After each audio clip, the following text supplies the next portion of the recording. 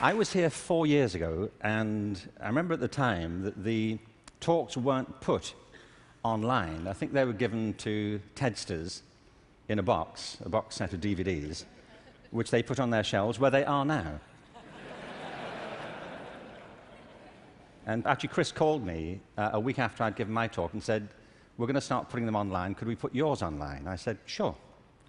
And 4 years later, as he said, it's been seen by it's been downloaded 4 million times. So I suppose you could multiply that by 20 or something to get the number of people who've seen it. And as Chris says, there is a hunger for videos of me. You know.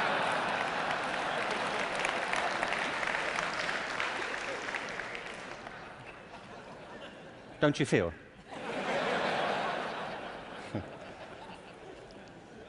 So this whole event has been an elaborate build-up to me doing another one for you, so here it is. Al Gore spoke at the TED conference I spoke at 4 years ago and talked about the climate crisis, and I referenced that at the end of my last talk. So I want to pick up from there, because I only had 18 minutes, frankly. And so as I was saying,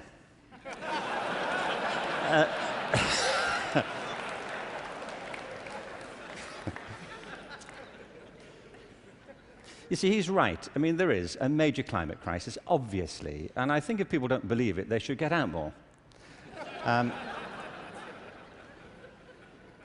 But I believe there's a second climate crisis, which is as severe, which has the same origins, and that we have to deal with the same urgency. And I mean by this, and you may say, by the way, look, I'm good. You know, I have one climate crisis. I don't really need a second one. But this is a crisis of not natural resources, though I believe that's true, but a crisis of human resources. I believe fundamentally, as many speakers have said during the past few days, that we make very poor use of our talents. Very many people go through their whole lives having no real sense of what their talents may be, or if they have any to speak of. I meet all kinds of people who don't think they're really good at anything. Actually, I kind of divide the world into two groups now. Jeremy Bentham, the great utilitarian philosopher, once spiked this argument. You know, he said there are two types of people in this world: those who divide the world into two types, and those who do not. Well, well, I do. And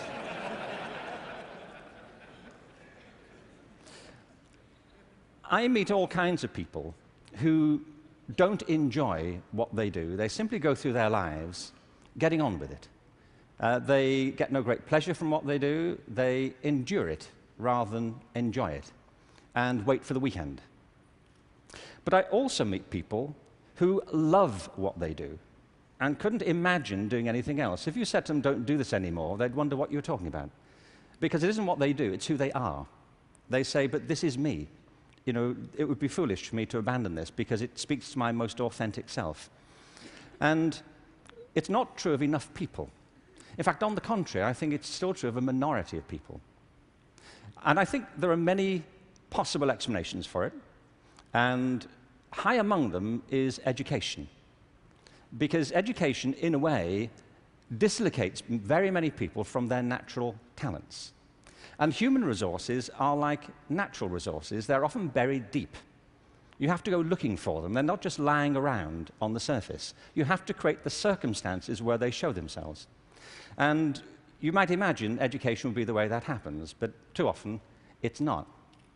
Every education system in the world is being reformed at the moment, and it's not enough. Reform is no use anymore, because that's simply improving a broken model. What we need, and the word's been used many times during the course of the past few days, is not evolution, but a revolution in education. This has to be transformed into something else.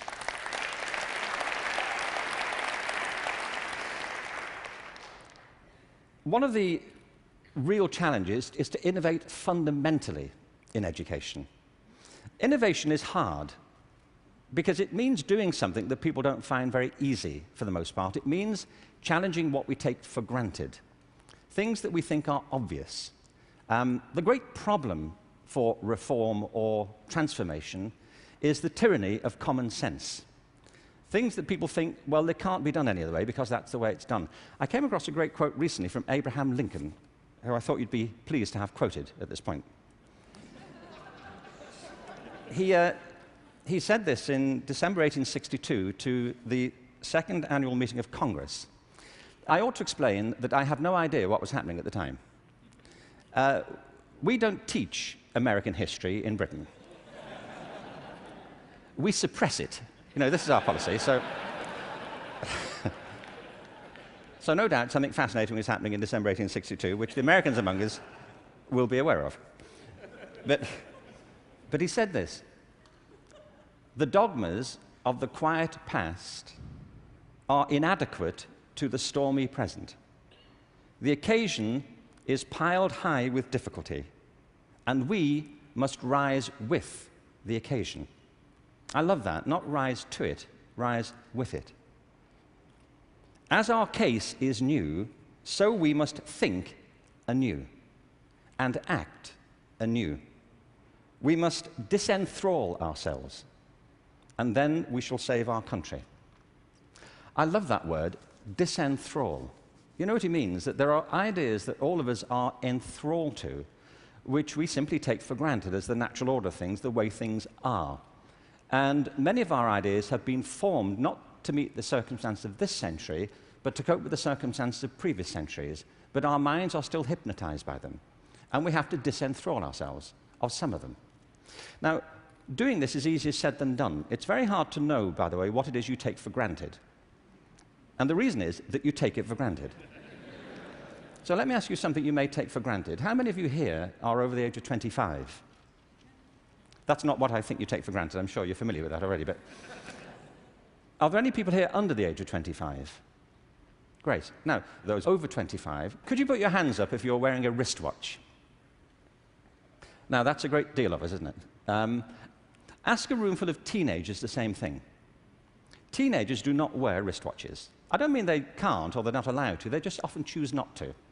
And the reason is, you see, that we were brought up in a pre-digital culture, those of us over 25, and so for us, if you want to know the time, you have to wear something to tell it. Kids now live in a world which is digitized, and the time for them is everywhere. They see no reason to do this. And by the way, you don't need to do it either. It's just that you've always done it, and you carry on doing it. My daughter never wears a watch. My daughter Kate, who's 20, she doesn't see the point. You know, as she says, you know, like, it's a single-function device. You know, like... Like, how lame is that? You know, and I say, no, it tells the date as well. You know, it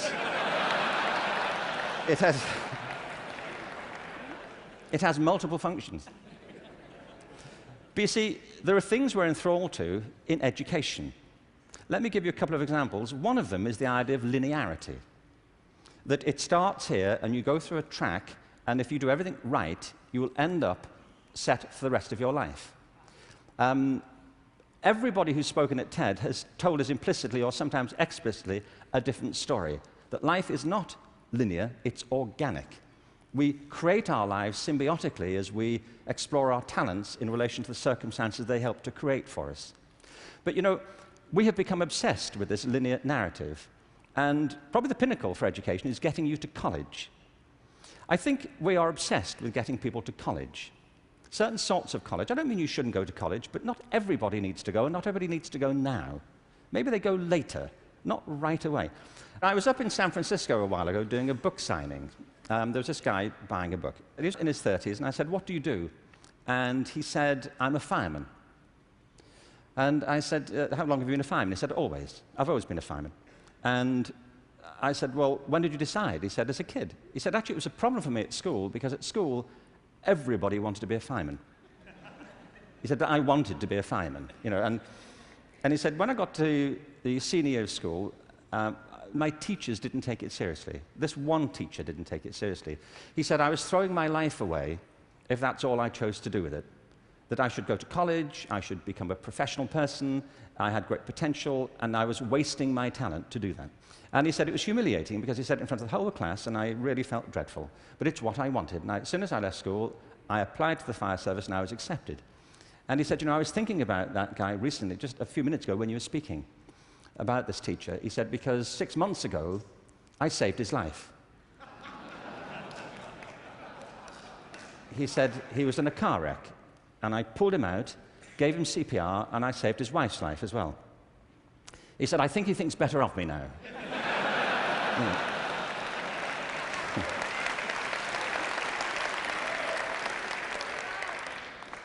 You know what I mean? Human communities depend upon a diversity of talent, not a singular conception of ability. And at the heart of our challenges, at the heart of the challenge is to reconstitute our sense of ability and of intelligence. This linearity thing is a problem. When I arrived in LA about 9 years ago, I came across a policy statement, very well intentioned, which said college begins in kindergarten. No, it doesn't. It doesn't. If we had time, I could go into this, but we don't. Kindergarten begins in kindergarten. A friend of mine once said, you know, a 3-year-old is not half a 6-year-old.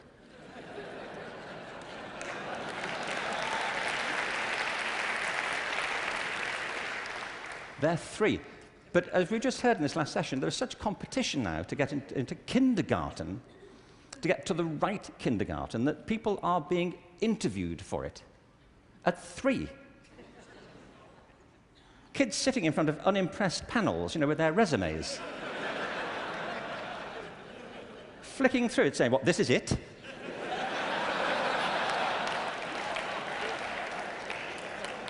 You've been around for 36 months, and this is it. You know,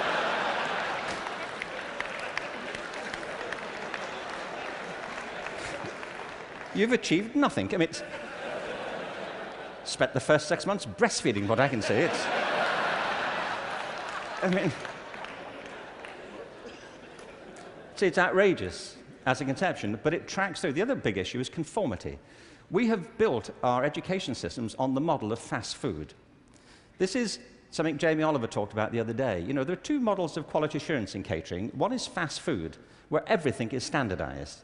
The other are things like Zagat and Michelin restaurants, where everything is not standardized. They're customized to local circumstances. And we have sold ourselves into a fast food model of education. And it's impoverishing our spirits and our energies as much as fast food is depleting our physical bodies.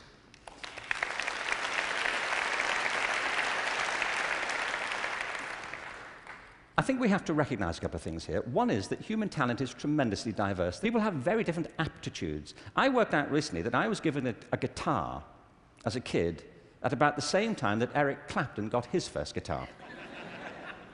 You know, it worked out for Eric, that's all I'm saying. You know, in a way, it did not for me. I could not get this thing to work, you know. No matter how often and how hard I blew into it, you know, it just wouldn't work. But it's not only about that, it's about passion. Often people are good at things they don't really care for. It's about passion and what excites our spirit and our energy. And if you're doing the thing that you love to do, that you're good at, time takes a different course entirely. My wife's just finished writing a novel, and I think it's a great book. But she disappears for hours on end. You know this. If you're doing something you love, an hour feels like 5 minutes. If you're doing something that doesn't resonate with your spirit, 5 minutes feels like an hour. And the reason so many people are opting out of education is because it doesn't feed their spirit. It doesn't feed their energy or their passion. So I think we have to change metaphors. We have to go from what is essentially an industrial model of education, a manufacturing model, which is based on linearity and conformity and batching people. We have to move to a model that is based more on principles of agriculture. We have to recognize that human flourishing is not a mechanical process, it's an organic process. And you cannot predict the outcome of human development. All you can do is, like a farmer, is create the conditions under which they will begin to flourish. So when we look at reforming education and transforming it, it isn't like cloning a system. There are great ones, like KIPS. It's a great system. There are many great models. It's about customizing them to your circumstances and personalizing education to the people you're actually teaching. And doing that, I think, is the answer to the future, because it's not about scaling a new solution. It's about creating a movement in education in which people develop their own solutions, but with external support based on a personalized curriculum. Now, in this room, there are people who represent extraordinary resources in business, in multimedia, in the internet. These technologies, combined with extraordinary talents of teachers, provide an opportunity to revolutionize education. And I urge you to get involved in it, because it's vital not just to ourselves, but to the future of our children. But we have to change from the industrial model to an agricultural model where each school can be flourishing tomorrow. That's where children experience life, or at home if that's where they choose to be educated with their families or their friends. There's been a lot of talk about dreams over the course of this few days. And I wanted just to, very quickly, I was very struck by Natalie Merchant's songs last night, recovering old poems. I wanted to read you a quick, very short poem from W.B. Yeats, who some of you may know. He wrote this to his love, Maud Gone, and he was bewailing the fact that he couldn't really give her what he thought she wanted from him. And he says, I've got something else, but it may not be for you. He says this: had I the heavens embroidered cloths, enwrought with gold and silver light, of blue and the dim and the dark cloths, of night and light and the half-light, I would spread the cloths under your feet. But I, being poor, have only my dreams. I have spread my dreams under your feet. Tread softly, because you tread on my dreams. And every day, everywhere, our children spread their dreams beneath our feet. And we should tread softly. Thank you. Thank you very much. Thank you very much.